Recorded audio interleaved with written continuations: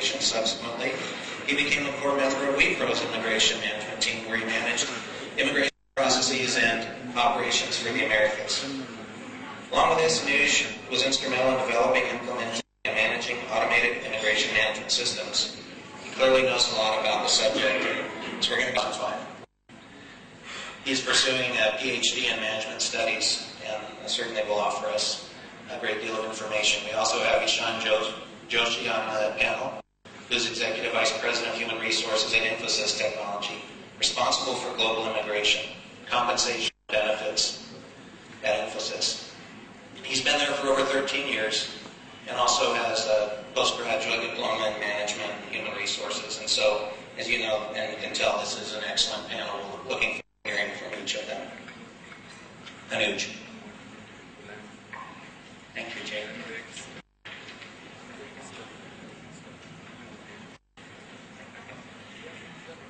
A warm welcome to all of you once again to this conference, and it feels really great to see you turn out in such large numbers. I'm going to try and keep my presentation a little brief and give more opportunity to the panel and to you all to ask questions to the panel.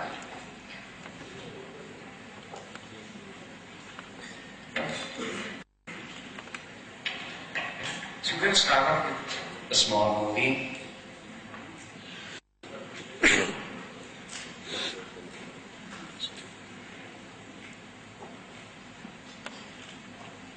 Occurred.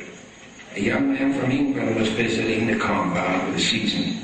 In spite of constant and repeated warnings, he decided to do some exploring beyond the compound fence.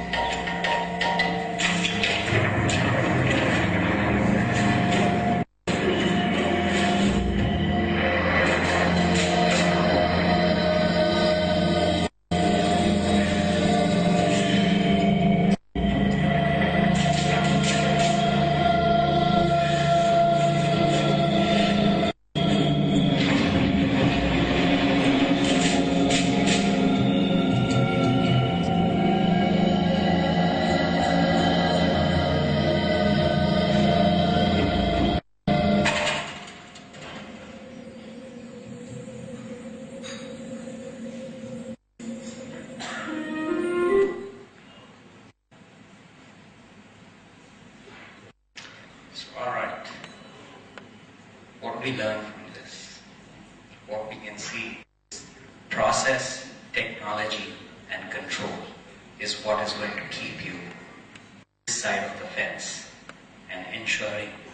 The recent one being the new film memo, which kind of changed how the USCIS looked at legislation in a totally different manner as now.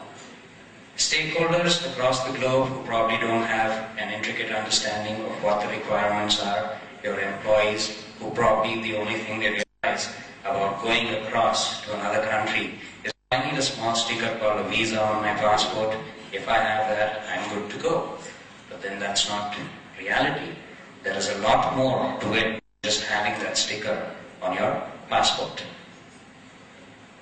Compliance requirements always changing. Yes, it's dynamic. Laws keep changing. Interpretations keep changing.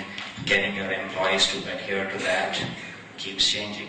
I'm sure all of us would have had scenarios in the past where we get a call and it says, you know what, I didn't realize, but my authorized yesterday is expiring today or has expired yesterday, and please do something about this. The project pressure is coming to take place, saying, well, he's the key resource in this project and there's no way we can get him out, etc., etc. Then, unless you have a robust process to complement, you would not be in a position to catch these kind of scenarios or avoid these kind of scenarios from happening. Lack of specific knowledge about immigration regulations, as I mentioned earlier, the employees, all they think about is that little sticker they have on the passport. They don't know they're supposed to go to that country, register with the authorities. So again, you need to build in your process, complement it with technology to ensure if there are post-reaching formalities which need to be completed, you are on top of that and are tracking that to ensure none of your employees get into uneasy situations.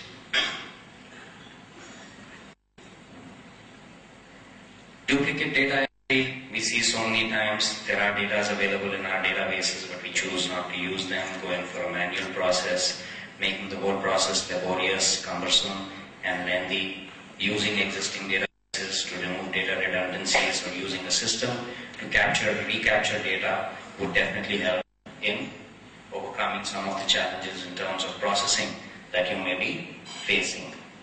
Lack of interdepartmental transparency. You need to be running around with various departments. Oh, could I have the salary of this guy? And you've sent 5 emails, you don't have a response. The system would definitely help you over there. Bring in more transparency into the process, make it more workflow driven. No centralized immigration data source. With employees worldwide, it's not practically feasible to have a point of contact in all those countries. So it's more important to keep a central repository where someone is in total control of all your employees who are spread across the globe. I'm sure all of us face situations where the project comes back or the organization comes back and says, oh well, I need to place 50 people or 100 people in this country by this date. Now, is your process geared to so quickly process the number of applications? Need to have a scalable process in place to overcome that. And finally, the requirement being as of yesterday.